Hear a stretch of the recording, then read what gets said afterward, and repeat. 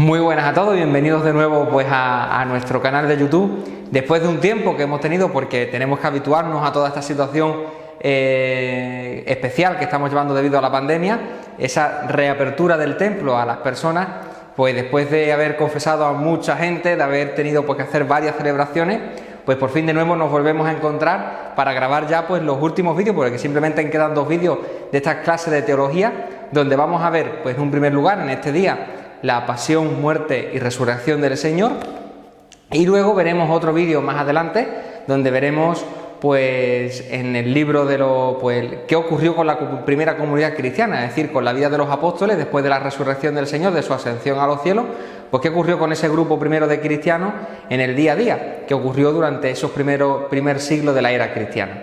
Pues bueno, pues vamos a adentrarnos dentro de este primer apartado, que sería la pasión y muerte de nuestro Señor Jesucristo. ¿Qué ocurrió en esos días de la vida del Señor, esos últimos días de la vida de nuestro Señor Jesucristo?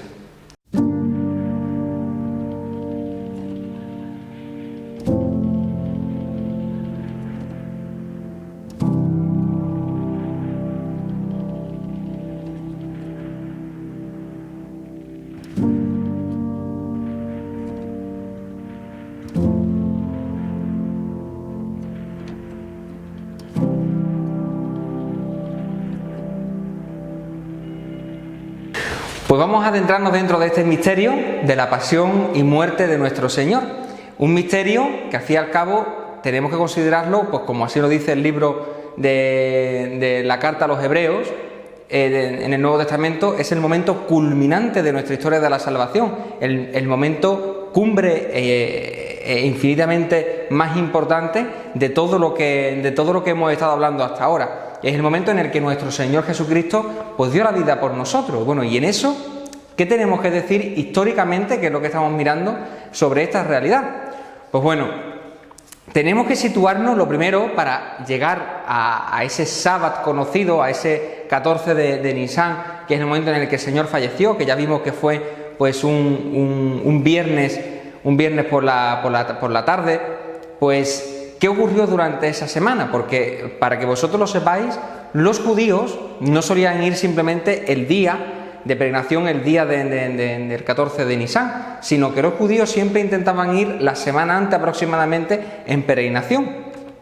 Pues bien, teniendo presente que esto es algo que tenéis que tener en vuestra mente, que por lo ya hablado en los días anteriores, para los judíos el sábado era sagrado, ¿no? Y por tanto el sábado pues no podían ni siquiera caminar. Por tanto, ¿cuándo Jesucristo llega a Jerusalén? ¿Cuándo Jesucristo inicia su peregrinación como tal a Jerusalén?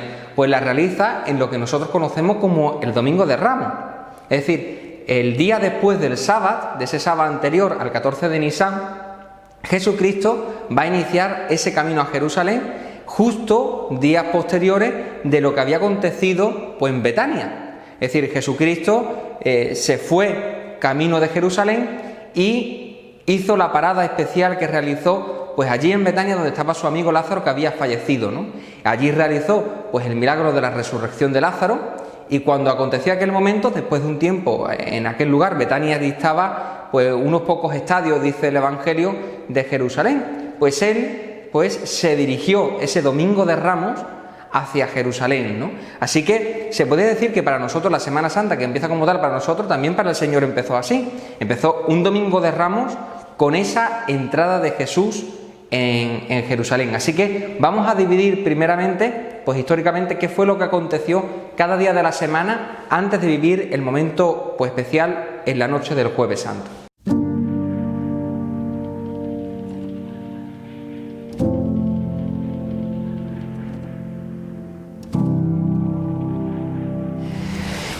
¿Qué aconteció el Domingo de Ramos? Pues bueno, el Domingo de Ramos, como ya os podéis imaginar, lo primero que tenemos que tener presente es que Jesucristo va a entrar en Jerusalén de una forma pues victoriosa, y va a ir montado, y ya lo sabemos todos, en un pollino de borrica. ¿Qué es un pollino de borrica? Un pollino de borrica es un pequeño el burro chiquitito, para que me entendáis, ¿no? Es decir, no es un burro ni siquiera, sino que es el hijo de un burro, es decir, de una burra. Incluso el pollino debía de ir acompañado por la madre. Incluso en los libros de los evangelios cuenta que se van a encontrar 2 burros atados. ¿Por qué? Porque el pollino de borrica nunca podía ir solo, siempre, porque si no se pone muy nervioso y no puede ir bien en el caminar, siempre tiene que ir acompañado de la madre. Pues Jesucristo no fue ni siquiera montado en la burra, para que me entendáis, sino que fue montado en su hijo, en el pollino de borrica. ¿Por qué? Porque esto es una premonición del Antiguo Testamento que decía: mira a tu rey, Jerusalén, que entra victorioso cabalgando en un pollino de borrica, ¿no?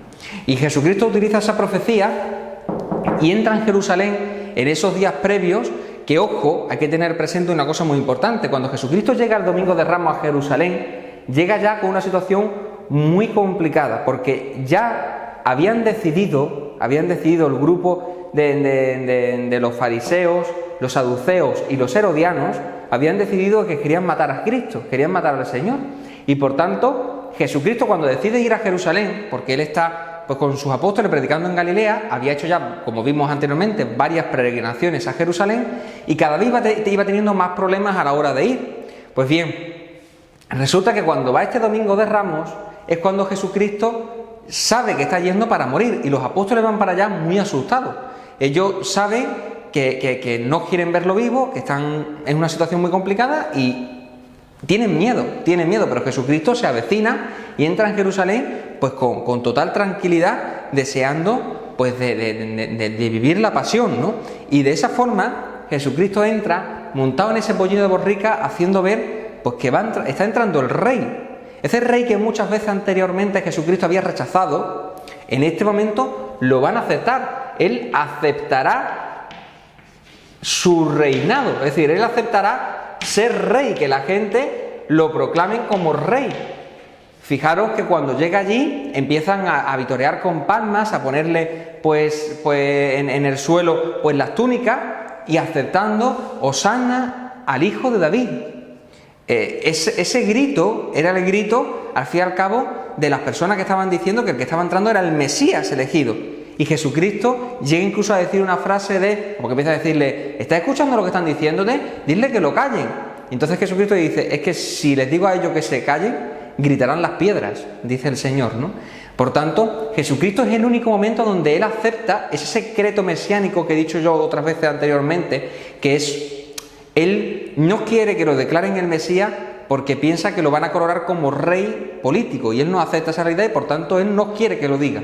Sin embargo, en este momento lo acepta, lo acoge, porque esa entrada en Jerusalén es la entrada del rey mesiánico realmente, ¿no? Ese rey pronunciado por las profecías del Antiguo Testamento y que va a asumirlo él.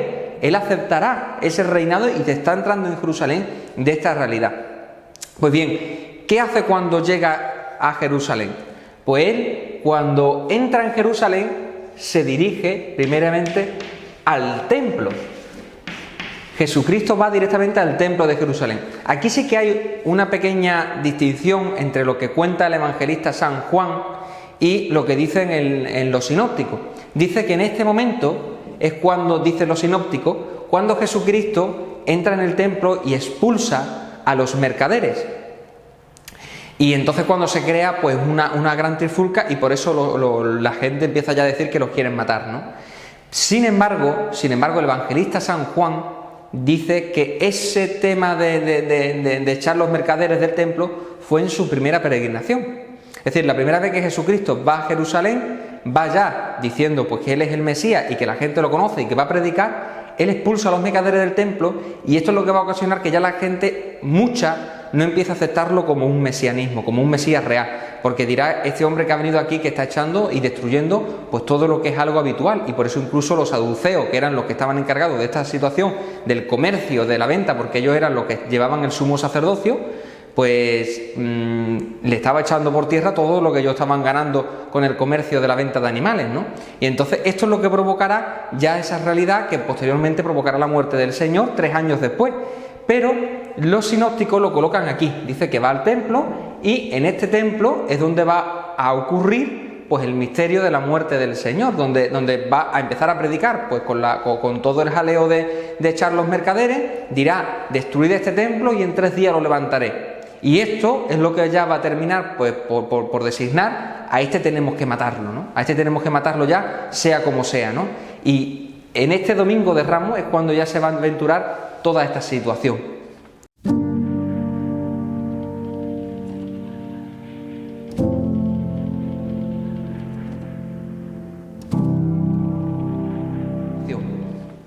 Si seguimos más adelante, vamos a tener presente que hay detalles concretos que habrá que tener en una fuerza, ¿no? Y es que el lunes santo se va a ocasionar pues esa caminata de Jesucristo a Jerusalén, porque él iba al templo y se regresaba por la tarde, noche, ¿no? Para Betania, que es donde estaba con Lázaro, y regresaba al día siguiente. Pues el lunes santo es cuando tiene ese pasaje de la higuera, ¿no? Donde ve una higuera que tiene allí uno que no tiene higos, y Jesucristo le dice: es que no tienen higos, y entonces se cabrea, maldice a una higuera y dice que la higuera se queda sin higos, al día siguiente estaba seca, ¿no? Pues en este momento es cuando tiene presente esta realidad, y en el fondo es una vista de que en Jerusalén no estaba dando los frutos que debía de esperar el mesianismo, ¿no? El Mesías ha llegado, está predicando, y en vez de dar uvas, pues en vez de darle higo, pues le está dando, pues no está dando fruto, todo lo contrario, ¿no? Y es una experiencia que a Jesucristo le choca y que lo hace vaticinar, es como una premonición de lo que estaba ocurriendo en Jerusalén, ¿no?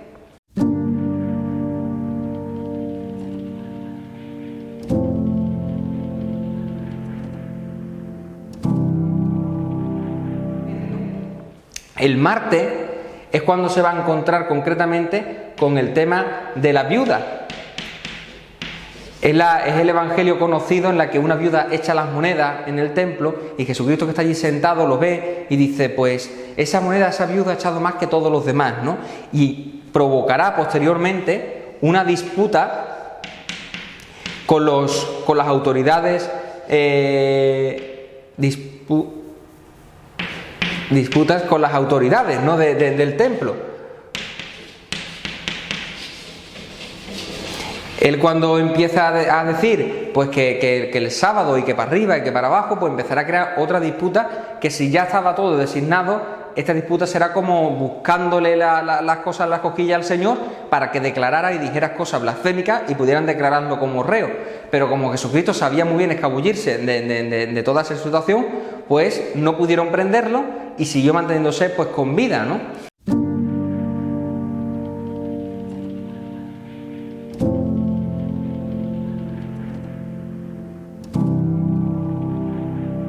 ¿no?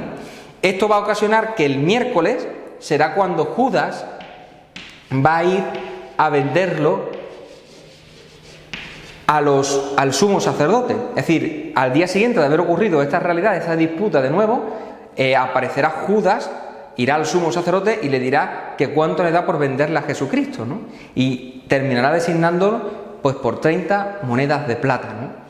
Será que curiosamente, pues por si no lo sabéis, era el dinero con el que se compraba un esclavo. Fijaros qué cosa más curiosa, ¿no? Lo que costaba un esclavo es lo que le van a dar a Judas por entregar al Señor, ¿no? Así que fijaros qué cosa más fuerte, ¿no?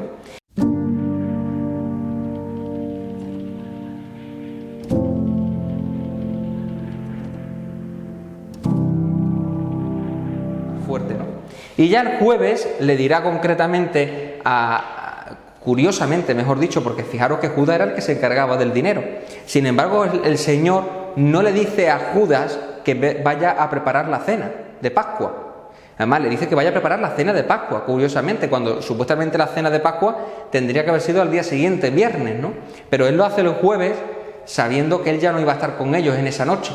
Y por tanto él termina teniendo esa última cena el jueves al anochecer, y le dice a Pedro y a Juan que preparen ellos la cena, como ya sabiendo que si se lo decía a Judas, podía hacer que en esa misma noche lo apresaran, y él no quería que lo apresaran en aquel lugar, porque si lo apresaban antes de la última cena, pues perdía el simbolismo profundo que iba a tener pues para nosotros la Eucaristía, ¿no? Y por tanto él no se lo dice a Judas, se lo dice a Pedro y a Juan, que son los que irán a preparar la cena del Señor.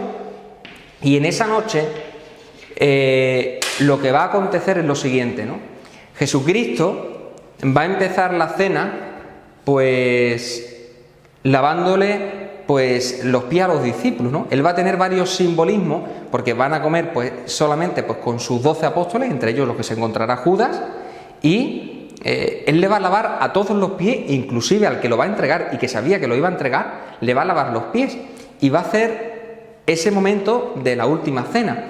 Curiosamente, los 3 sinópticos sí hablan del momento pues crucial de tomad y comed todos de él porque esto es mi cuerpo. Juan no hará eso, porque es como que la comunidad ya esto lo tenía como asimilado, ¿no? Sino que es lo que va a hacer San Juan, va a poner ese relato del lavatorio de pies, ¿no?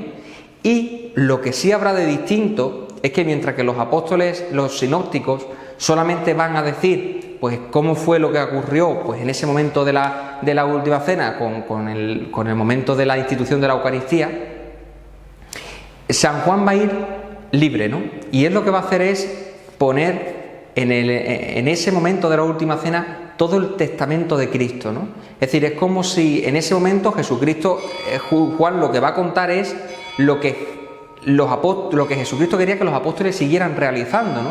Entonces va a poner pues precioso discurso donde van a hablar pues de la vid y los sarmientos, donde va a hablar del buen pastor, donde va a hacer la oración sacerdotal, donde va a pedir por la unidad de la iglesia, donde todo, ¿no? Es decir, es un momento crucial e importantísimo para la vida de la iglesia, aquel gran discurso que aparece en el Evangelio de San Juan, ¿no? Y que realmente es bastante histórico, ¿no? Es bastante histórico. Pues bueno, esto es lo que acontece justo antes del momento principal para nosotros, que es la muerte del Señor, la pasión y muerte, ¿no?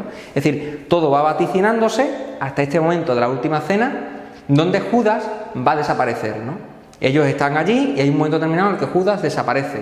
Entonces, cuando terminan de realizar, que ya hemos hablado todo cómo era esa última cena, cuando salen después de haber bebido la última copa, ¿vale?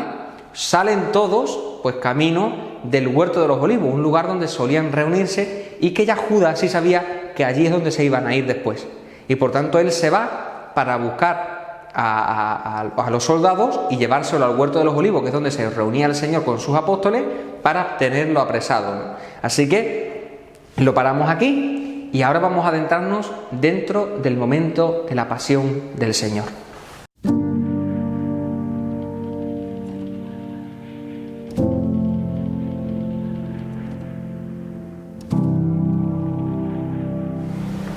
Pues entramos en el momento crucial, ¿no? El momento de lo que es pasión y muerte del Señor, ¿no? Empezamos ¿dónde, no? Pues los apóstoles se han metido, pues como no, en ese huerto de los olivos, un lugar donde los apóstoles pues iban con frecuencia cuando iban allí a Jerusalén a descansar y a orar, ¿no? Era como un terreno especial del Señor, donde ahí se sentía pues muy a gusto, ¿no?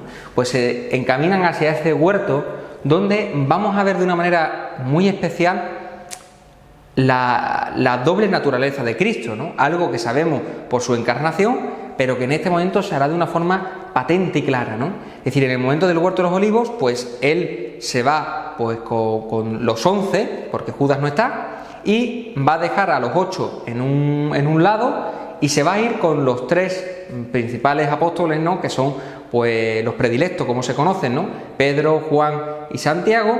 Se va a ir un poco más adelante y se va a alejar de ellos como de un tiro de piedra, dice el Evangelio, ¿no? Y entonces Jesucristo dice que está hasta la muerte triste, ¿no? Su alma está triste hasta la muerte, dice concretamente, ¿no? Y empezará pues de esa impotencia, de ese sufrimiento grande, porque, es decir, nosotros humanamente la muerte la vivimos una vez en nuestra vida, ¿verdad? Es decir, nosotros no nos morimos varias veces, sino que solamente una vez, y vaticinamos pues personalmente que es el sufrimiento de la muerte una vez en nuestra vida, ¿no? Sin embargo, Jesucristo le tocó vivir su muerte 2 veces. En Getsemaní, Jesucristo va a vivir en sí mismo todo lo que va a hacer su propia muerte, ¿no? Y va a crear dentro de sí un conflicto, unas tentaciones muy fuertes por parte del demonio que lo van a hacer pues querer poner en duda ante lo que significa el misterio de la cruz, ¿no? Si realmente va a poder salvar a todo el mundo, si realmente va a ser capaz de vivir ese momento tan duro de la pasión, humanamente es inaguantable, eso no va a llegar a nada, y va a tentarle con pues distintas realidades para evitar aquello, ¿no? Esto va a ocasionar que esto científicamente se ha visto que se puede vivirse, ¿no? Ante un sufrimiento muy grande y una tensión muy grande, la persona puede romper los vasos capilares que tiene a lo largo del cuerpo y podemos llegar incluso a sudar sangre, ¿no? Eso es algo que puede ocasionarse debido a un sufrimiento muy grande de tensión que la persona puede estar pasando, y Jesucristo pues le pasó eso, ¿no? Vivió aquel sufrimiento grandísimo de vivir la pasión de esa manera que se acercaba, ¿no? Y allí pues tuvo aquella frase tan emblemática, ¿no? Padre, aparta de mí este cáliz, pero no se haga mi voluntad sino la tuya, ¿no? Es decir, él humanamente no quería vivir ese cáliz, ¿no? ¿Por qué? Porque nadie quiere morir de esa manera, ¿no? Es algo humano que la persona pues quiera rechazar el sufrimiento, quiera rechazar pues sobre todo la muerte, y una muerte de cruz. Pero esa parte humana tiene que unirse de una manera especial con la parte divina, ¿no? Donde el Señor pues grita al Padre que le ayude pues a que sea capaz de hacer su voluntad, ¿no? A ser capaz de vivir la voluntad divina dentro de la voluntad humana, ¿no? Que esa voluntad humana y esa voluntad divina se unan en una, ¿no? Igual que la doble naturaleza, ¿no? Y por tanto en el Huerto de los Olivos vamos a encontrar nuestra realidad de una forma patente y clara, ¿no? Cuando Jesucristo regresa, porque regresa varias veces a buscar a los apóstoles que se lo encontraban medio dormidos, en la última vez, cuando Jesucristo ya estaba fuerte, es cuando dice: venga, levantaos, que se acerca el que me va a entregar, ¿no?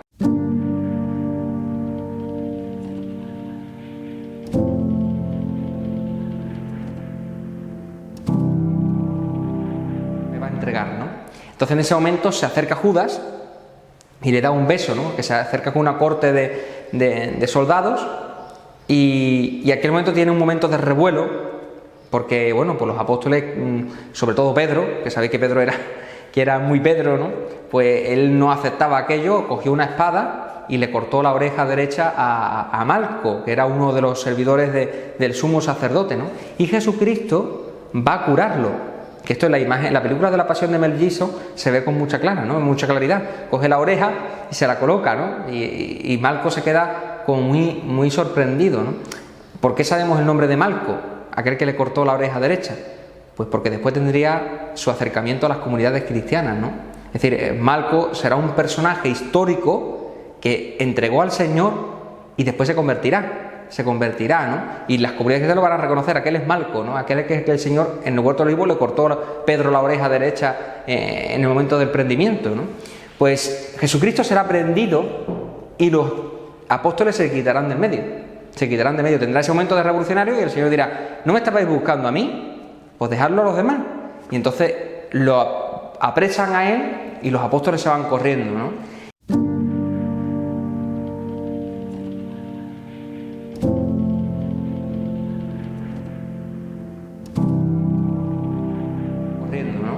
Y Jesucristo será prendido y será llevado a juicio primero a la casa de Caifás.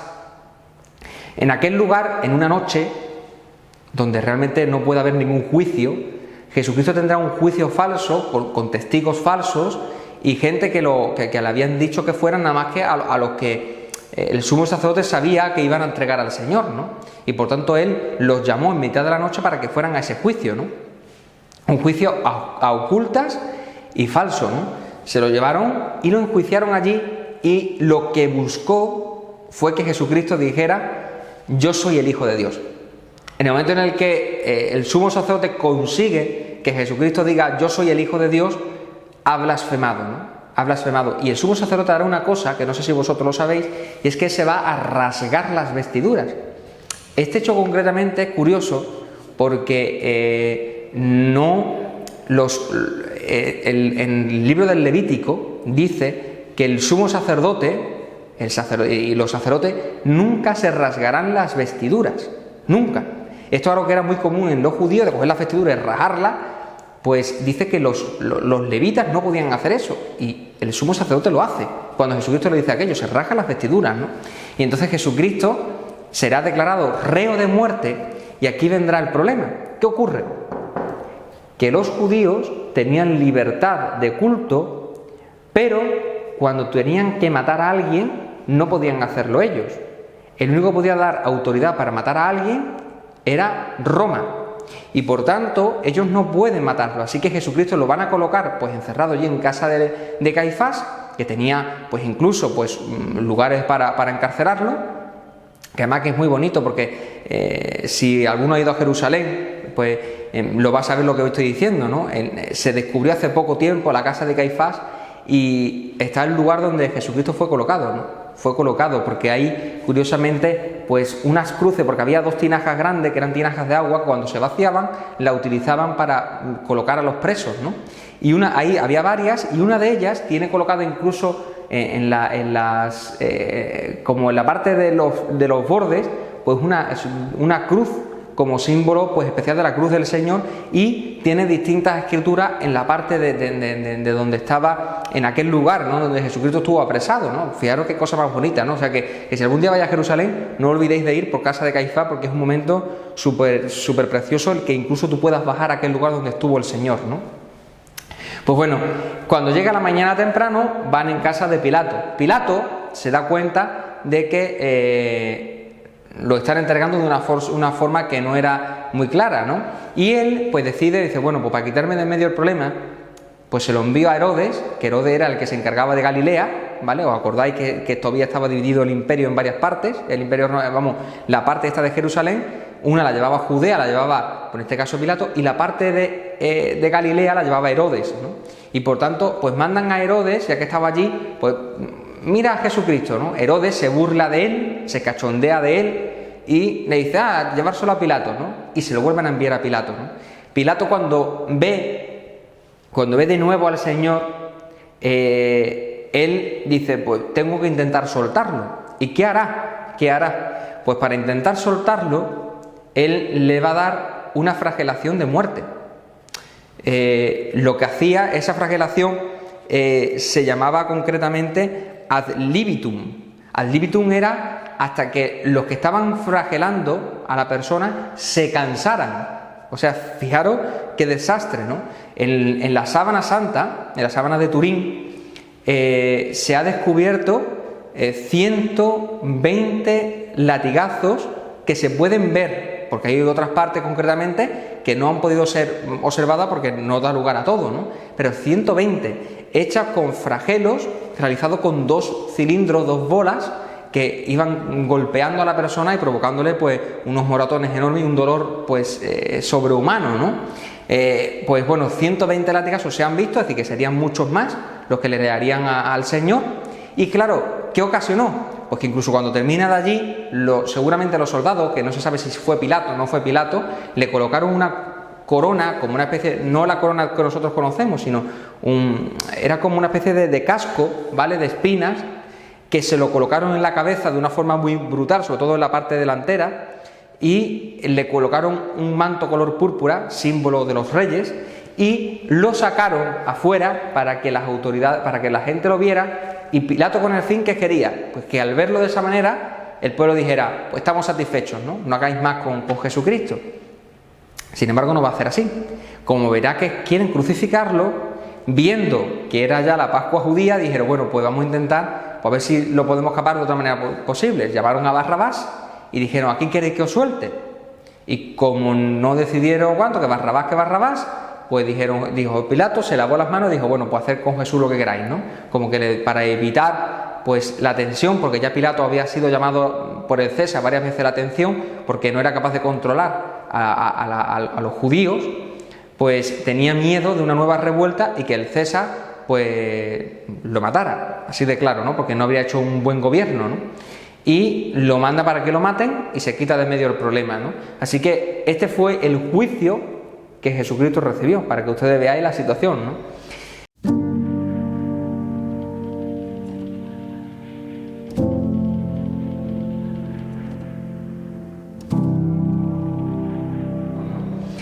¿Qué ocurre? Le colocan, pues según algunos una cruz y según algunos otros un madero, ¿no? Curiosamente el relato de los evangelios habla de la cruz, Según dicen algunos, realmente no se le da una cruz, sino que lo que se le da es un madero que será con el que irá llevando hasta el lugar donde va a ser enterrado, que había, crucificado, ¿no? Que había distintos palos, es donde luego era crucificada la persona, ¿no? Existen dos versiones, ¿no? Sí sabemos que en ese camino de la cruz tenemos varios testimonios, ¿no? Testimonios bíblicos con constancia. Por un lado, el momento en el que aparece las mujeres de Jerusalén, ¿no? Hay un momento concreto en el que Jesucristo va camino con la cruz y consuela a unas mujeres de Jerusalén que estaban llorando por el Señor, ¿no? Y otra cosa es lo que ocurrió con Simón de Cirene. Simón de Cirene es otro personaje igual, ¿no? Que dice que iba, un hombre que no conocía a Jesucristo, que iba camino del campo con su hijo y curiosamente aparece el nombre de él y de su hijo. ¿Esto qué es lo que nos hace? Pues igual que antes hemos visto con la persona curiosamente de que lo prende, ¿no? Con Malco, pues pasa lo mismo con Simón de Cirene. Será un personaje que se convertirá, él y su hijo concretamente, y serán de las primeras comunidades cristianas gracias a ir con Jesús en la cruz, ¿no? Que lo que se hará, es decir, nosotros siempre le ponemos como que le ayudó a cargar con la cruz, y esto no es real. Es decir, Jesucristo estaba tan cansado, no podía con su alma, y lo que hará es que le darán la cruz o el madero, lo que no sabemos concretamente, se lo darán al Señor, ¿no? A Jesucristo, a Simón de Cirene, para que él lo lleve, porque Jesucristo no podía cargar con la cruz, ¿no? Pues estas son las dos cosas que conocemos del camino de la cruz. Después existen otras tradiciones que no aparecen en los evangelios, como son el momento de las 3 caídas, que se conoce, que Jesucristo cayó 3 veces, o conocemos, como no, pues el momento de la Verónica, o también otra cosa que también rezamos en el Vía Crucis, el encuentro con María, con su madre, ¿no? En el momento de camino de la cruz, ¿no? Pero bueno, para que sepáis pues las circunstancias que rodean a esta situación.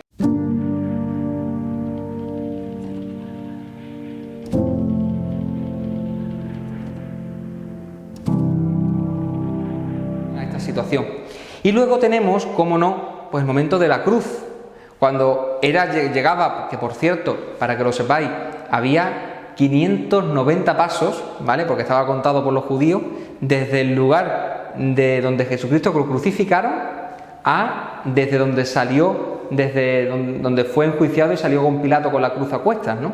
De forma que son 590 pasos lo que Jesucristo tuvo que andar y caminar para morir en la cruz, ¿no? Para un detalle concreto, para que, bueno, pues detalle curioso, ¿no? Que tengáis presente, ¿no? Pues cuando llegaba allí, al lugar de la calavera, al Gólgota, pues lo que hacían era, pues le quedaba un tormento todavía más grande, ¿no? Y era que lo clavaban en la cruz, lo clavaban en el primer madero, que era el de los brazos, y lo subían en alto, y cuando lo habían subido en alto le clavaban los pies a la cruz, ¿no? Pues bueno, pues ahí es donde quedó pues el Señor crucificado desnudo, ¿no? No tenemos que pensar que Jesucristo pues lo pusieron pues como nosotros lo colocamos normalmente en los crucifijos, ¿no? Sino en ese momento el Señor estaba totalmente desnudo, cosa que para un judío era pues muy vergonzoso, ¿no? Imaginarse, ¿no? Si para nosotros actualmente pues nos da un poquito de apuro, para los judíos era algo denigrante, ¿no? Denigrante, ¿no? Pues en aquel lugar colocado, en medio de aquellos dos malhechores, que tendrían que ser gente malísima, porque era la peor muerte que había en aquella época, pues es colocado el Señor. Y un detalle curioso que aparece en los evangelios dice que a lo lejos estaban varias mujeres que estaban con él en el momento de la crucifixión, pero después dice cuando aparece María y Juan sí que estaban debajo del pie. Esto era lo que hacían los romanos. Los romanos cuando iban a crucificar a la persona alejaban a todo el mundo, lo ponían de lejos, crucificaban al malhechor y cuando ya lo habían puesto en lo alto de la cruz dejaban acercarse a los familiares, ¿no? Para que pudieran estar, bueno, familiares o quien quisiera que pudiera estar más cerca, ¿no? Lo digo para que lo tengáis en cuenta, por qué ocurre en los evangelios, dice, por qué aquí aparece lejos y aquí aparece cerca, ¿no? Pues bueno, para que lo sepáis, ¿no? Y la persona en la cruz no moría, ojo, simplemente por el derramamiento de sangre, ¿vale? Que a lo mejor podéis pensar, sino que la persona moría por asfixia, ¿vale? Científicamente se sabe que una persona cuando está crucificada, pues el tener los brazos extendidos, si se deja caer el cuerpo, la persona se asfixia, y por eso incluso la muerte en cruz podía durar varios días, hasta que la persona se moría de agotamiento. Es decir, la persona se mantenía de pie, más o menos para que veáis físicamente, se mantenía de pie, iba respirando, pero en el momento en que la persona se iba cansando, iba bajando, pues los brazos iban subiéndosele para arriba, o mejor dicho, el cuerpo bajando, y esa posición le hacía pues ahogarse, no poder respirar, y de forma que la persona pues levantaba otra vez y respiraba y lo mantenía, y conforme otra vez iba bajando, otra vez se iba asfixiando, ¿no? Esto es así es como moría una persona crucificada, ¿no? Pues bueno, por eso el Señor muere a las 3 horas. Es decir, Jesucristo es crucificado a las 12 de la mañana y muere a las 3 de la tarde. Dura simplemente 3 horas, porque como antes había sido, en ese juicio, había sido flagelado, que no se le hacía a los malhechores que iban a ser crucificados, Jesucristo no podía consigo mismo, porque estaba ya casi muerto. Entonces, cuando lo crucifican, en la cruz, de pie, es capaz de aguantar simplemente 3 horas.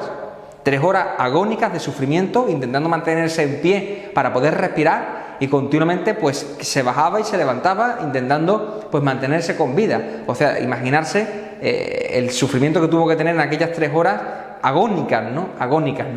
Y así llega el momento donde se saben las 7 frases, ¿no? Palabras del Señor que realizó en la cruz.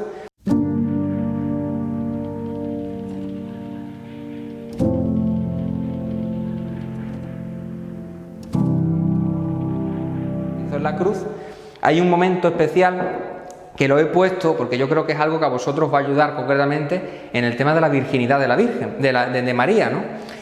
Cuando ve Jesucristo a María a su madre, ¿no? Con el discípulo amado, ¿no? Con San Juan al pie de la cruz, él le dice: mujer, ahí tienes a tu hijo, hijo, ahí tienes a tu madre, ¿no? Y dice, desde aquella hora la recibió en su propia casa como madre suya, ¿no? Como madre suya. Pues bueno, pues detalle concreto, ¿no? Si María llega a tener otros hijos, se habría quedado en casa de los hermanos del Señor. Pero al no tener hijos, a que Jesucristo era el único hijo de la Virgen María, que era virgen, pues no tenía con quién quedarse, porque José, su marido, había muerto y estaba pues en manos de su hijo, del Señor, y por tanto se la pone en manos de Juan Evangelista, de su apóstol, de su discípulo, para que él la acoja y no la deje sola, ¿no? Aunque sí que es verdad que en aquel gesto que él dirá mujer, cuando él habla de mujer concretamente, se está refiriendo pues a la mirada como al género humano, ¿no? No está mirando a la Virgen María simplemente como su madre, sino como la madre de todos los cristianos, ¿no? Por eso, mujer, ahí tienes a tu hijo, ¿no? Nos lo está diciendo a todos nosotros, ¿no? Él quería que su madre fuera también nuestra madre, ¿no? Pero bueno, este detalle concreto para reconocer la virginidad de María, ¿no? Así que Jesucristo, a las 3 de la tarde, pues: Padre, a tus manos encomiendo mi espíritu, y dicho esto, expiró. Es decir, en este momento Jesucristo se dejó caer y murió crucificado, asfixiado, ¿no? Asfixiado. En ese momento, los que están allí le van a quebrar las piernas a los otros dos que estaban al lado, porque a partir de la hora nona, no sé si lo recordáis, termina la hora nona y empiezan las primeras vísperas de la fiesta del 14 de Nisan, que era un día grande, y por tanto nadie podía estar crucificado. Y entonces, para evitar que en esas primeras vísperas hubiera alguien, pues les quiebran las piernas a los dos que están a los lados para que mueran en aquel sitio. Y Jesucristo, al ver que estaba muerto, pues dice: ¿para qué le vamos a quebrar las piernas? Lo que hacen es que con una lanza, para certificar que estuviera muerto, le atraviesan el costado y con ello también el corazón, ¿no? Para certificar que estuviera muerto, ¿no? Y dice San Juan que en aquel momento echó sangre y agua, ¿no? Sangre, símbolo de la Eucaristía, y agua, símbolo del bautismo, como del inicio de la Iglesia, ¿no? De la cruz del Señor nace la Iglesia, dicen los padres de la Iglesia en los primeros siglos, ¿no? Así que de esta forma fue como Jesucristo murió y fue enterrado en un sepulcro cercano que tenía pues un hombre que era seguidor del Señor, que aunque era del Sanedrín, era una persona pues querida del Señor y pudo conseguir, como tenía relación con Pilato, pues de dejar el cuerpo del Señor y lo pudiera enterrar. Así que lo bajaron y lo enterraron en un sepulcro cercano, porque estaba rápido el momento del sábado, de aquel sábado tan especial, y tenían que enterrarlo y dejarlo allí durante 3 días, esperando que la persona hubiera muerto para colocarla en su lugar concreto, ¿no? Porque el sepulcro donde colocan al Señor es un sepulcro nuevo, tiene una parte primera donde colocaban a la persona durante 3 días, esperando, pues, porque los judíos, para certificar que una persona hubiera muerto, tenían que esperar 3 días, y a los 3 días lo metían en el lugar del enterramiento, ¿no? Y ya quedaba sellado el sepulcro, donde podían meter varias personas, ¿no? Pero tenían esos 3 días de margen donde iban los judíos para ver pues que la persona seguía muerta, y ya entonces la colocaban en el sitio del enterramiento, ¿no? En aquel lugar especial. Así que Así es como colocan al Señor, ¿no? En aquel lugar, sin haberle echado los ungüentos porque no daba tiempo, en aquel lugar, en aquel sepulcro nuevo, en espera de los 3 días, donde le iban a ungir los óleos, certificar que estaba muerto y colocarlo en el lugar de enterramiento. Así que así nos colocamos con lo que fue la pasión y muerte del Señor.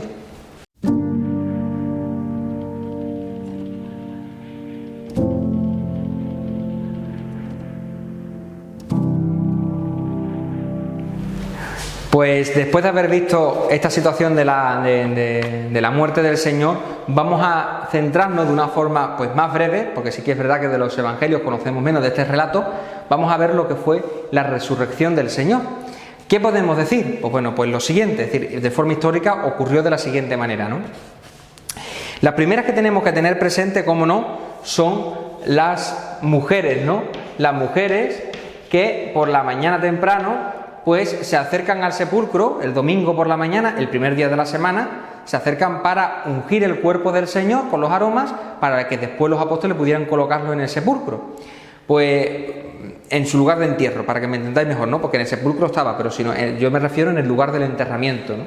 Pues van las mujeres por la mañana temprano y se encuentran que el sepulcro, pues la piedra está movida, no está en el sitio donde estaba colocada para evitar que entrara nadie, ningún vándalo ni nada. Y se asustan, ¿no? Ve desde fuera que el cuerpo del Señor no está y tienen una aparición de ángeles que le dicen que Cristo está vivo y que se lo digan a los apóstoles, ¿no? Entonces estas mujeres, con aquella situación concreta, se van corriendo, excepto María Magdalena, que se queda allí llorando, se van corriendo hacia el lugar donde, hacia el cenáculo, ¿no? El lugar donde estaban los apóstoles, ¿no? Al llegar allí, al lugar de donde estaban sus discípulos, pues se lo dice, ¿no? Cristo ha resucitado, nos lo han dicho una aparición de ángeles, ¿no? Ellos salen por la mañana temprano, se van corriendo, Pedro y Juan, ¿no? Son los dos que salen corriendo después de que estas mujeres le dijeran aquello. Daros cuenta que las mujeres no tenían en aquella época validez de testigo, es decir, una mujer no podía declarar como testigo de algún asesinato ni nada, su testimonio no valía para nada, ¿no? Pues el Señor ve a las mujeres como las que tienen que ir a los apóstoles a decirle, de forma que se ve concretamente el cariño que Jesucristo le tenía a las mujeres, no las dejaba a un lado, sino que le tenían un lugar importante dentro de la comunidad cristiana, ¿no? Y los apóstoles se quedan un poco desconcertados, no le hacen caso, no las creen, porque no valía su testimonio, pero Pedro y Juan dicen, vamos a ir a ver qué ha pasado. Entonces salen corriendo, Juan era más joven y llega primero. Y lo bonito es que Juan espera a que llegue su compañero Pedro, el que es cabeza de la iglesia, porque sabe que el Señor lo ha elegido a él como en aquel lugar, y espera que llegue él, ¿no? Y cuando llega Pedro, entran los dos, ¿no?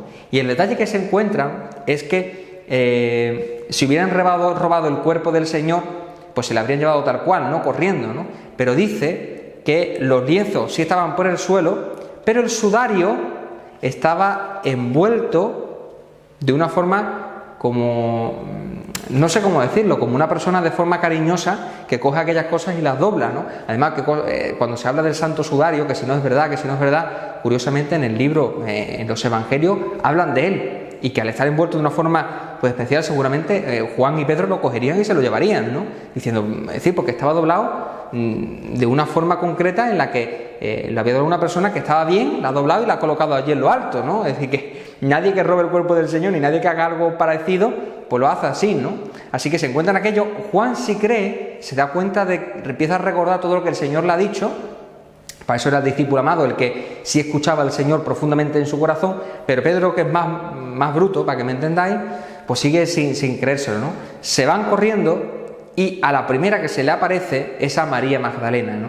A María Magdalena. Y María Magdalena, pues ve al Señor concretamente, ella tiene en mente que han robado el cuerpo del Señor y por eso cuando aparece el Señor, aparece Jesucristo, pues lo trata como el hortelano, ¿no? Le dirá concretamente, pues, que se ha llevado el cuerpo del Señor y que se lo traiga, ¿no? Que si ha sido él, que se lo lleve, ¿no? Y lo que ocurrirá es que le dirá que soy yo. En el momento en el que pronuncia su nombre, le dice María, ¿no? Ella se da cuenta que es Jesucristo y se va por él, pero le dice que no lo toque, ¿no? Que no ha subido todavía al Padre y que todavía no es el momento, pero que vaya a los apóstoles y se lo diga. Sabemos de otra aparición más que no aparece en los evangelios, aunque sí lo comentan, ¿no? Que después de María Magdalena, Jesucristo se le aparece personalmente a San Pedro. Lo cuenta cuando después, posteriormente, aparecen en los discípulos de Emaús. Es decir, los discípulos de Emaús, cuando se han aparecido, vuelven a Jerusalén, y cuando llegan a Jerusalén dirá: se ha aparecido a las mujeres y también se le ha aparecido a Pedro. Y entonces se le aparece a todos juntos. Pero fijaros qué cosa más curiosa, esta aparición, ¿qué le diría el Señor a Pedro? Pues no lo sabemos, no lo sabemos, pero sí que es verdad que es una aparición concretamente que tiene Pedro de una forma especial, ¿no? En la figura del primer papa que tenemos en la iglesia, pues bueno, pues Jesucristo se le apareció. Y después de esto, pues tiene varias apariciones con los apóstoles, donde el Señor les demuestra que está vivo, que ha resucitado, come con ellos, habla con ellos, les explica distintas cosas, les dice que le va a enviar el Espíritu Santo, les dice que recuerden todo lo que han visto anteriormente.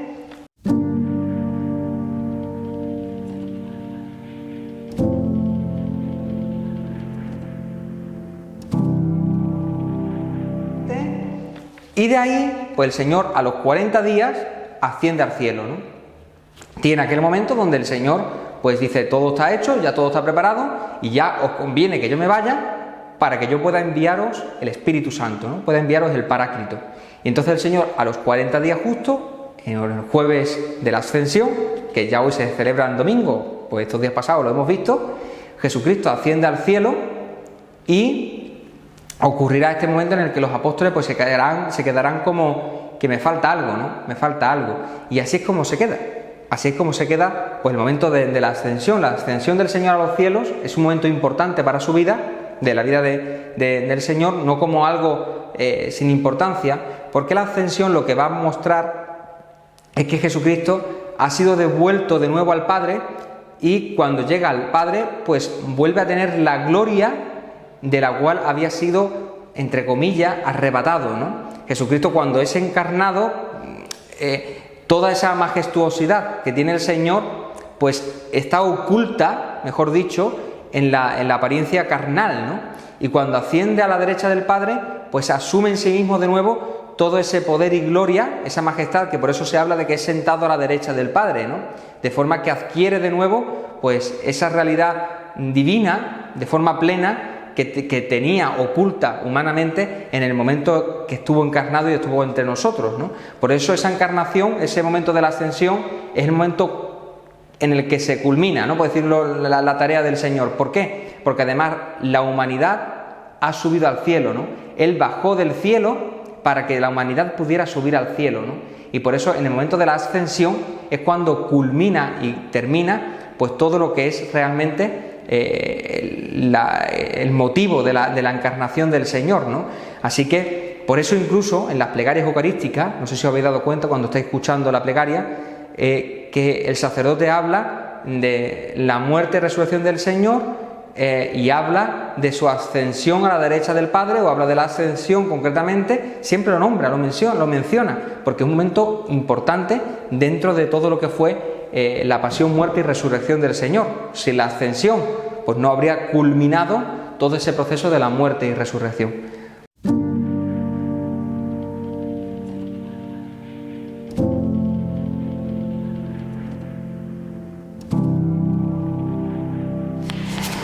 Pues bueno, pues este vídeo será un poquito más largo de la cuenta, me imagino, pero también es que he tenido que coger dos temas y unirlo en uno, ¿no? Porque es verdad que si no, no había manera de colgarlo. Además, la pasión y muerte del Señor tiene que colocar pues un lugar emblemático dentro de todas las clases que hemos tenido.